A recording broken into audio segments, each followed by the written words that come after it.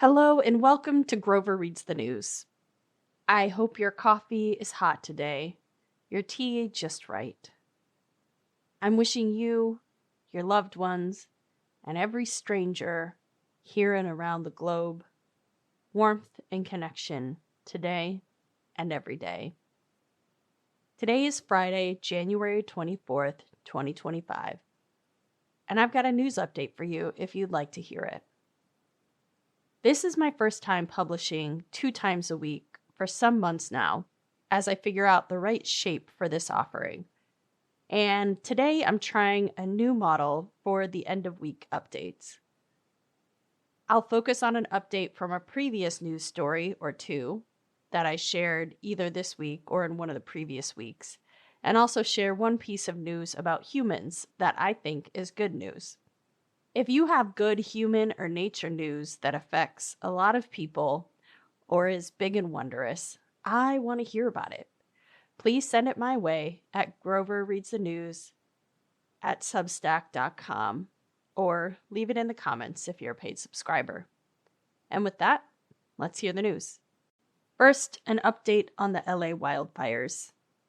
Evacuation orders were lifted Thursday for tens of thousands of Los Angeles area residents as firefighters slowed the spread of a huge wildfire in the mountains north of LA.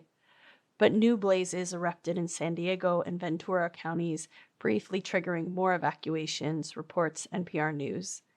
The Palisades fire is more than 3/4 contained, and the Eaton fire more than 95% under control as of Thursday.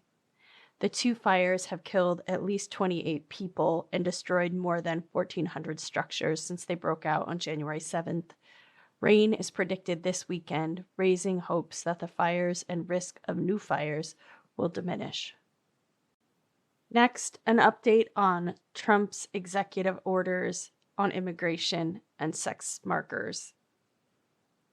Multiple states, aid organizations, and civil rights groups have filed lawsuits to block Trump's executive order to eliminate birthright citizenship. Yesterday, Seattle's U.S. District Judge John C.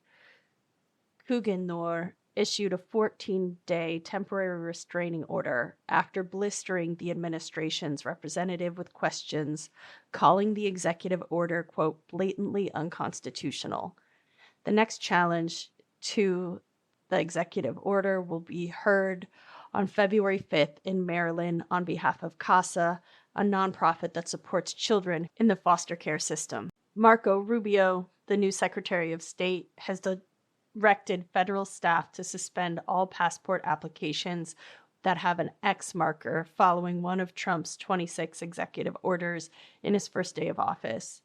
The order said the United States shall define sex as only a male and female and directs federal agencies and federal documents to align with the definition of sex as defined by the executive order as only male and female. The order also calls for trans women in federal prison to be held in men's prisons. Caitlin Burns, a trans reporter, posted an opinion piece for MSNBC sharing, quote, housing trans prisoners with men results in horrific rates of prison rape. There's plenty of study and evidence of this. The reason that trans women started being housed with other women is because courts determined that it was cruel and unusual punishment to subject a specific minority to rampant prison rape, unquote. Sarah Warbelow, legal director at Human Rights Campaign, said a previous court order that grants inmates access to hormone and other medical treatment remains in effect even if federal policy changes. Finally, we have some good news about disease eradication. The World Health Organization declared 9 countries free of diseases in 2024. The World Health Organization considers a disease eliminated either when a country gets rid of the disease entirely or brings it to such low levels that human health is not affected in any significant way. In 2024, Cape Verde and Egypt became malaria-free. Brazil and Timor-Leste eliminated lymphatic filariasis. the disfiguring parasite that causes the condition commonly known as elephantitis. Jordan became the first country to ever be certified as leprosy-free. Chad got rid of one form of human African trypanosomiasis, or sleeping sickness. And Pakistan, Vietnam, and India eliminated trachoma, which causes blindness. Before the successful eradication, these diseases had resulted in higher rates of death, made daily living even more difficult, and made people poorer. Thank you for joining me to hear the news today. The news can be hard to face, but we don't have to do it alone. We can do it together. If you appreciate what you heard today, go ahead and give the show a heart or a follow right now where you're listening to it.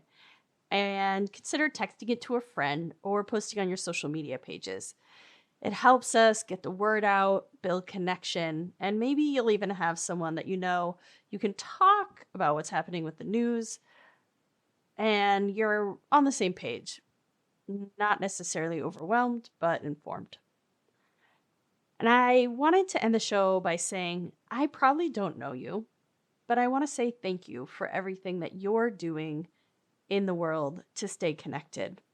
When you look your neighbors in the eyes, take care of children or the sick or elders, if you help organize so someone can stay housed, or fix the waters for the sea creatures, or curate art that inspires others, it matters. I see so many people doing small acts of reach outs right now, or doing big acts of deep planning and coordination to keep as many people safe and to keep our spirits up. And it really matters. Thank you for joining me today. I hope you have a good weekend. Be well.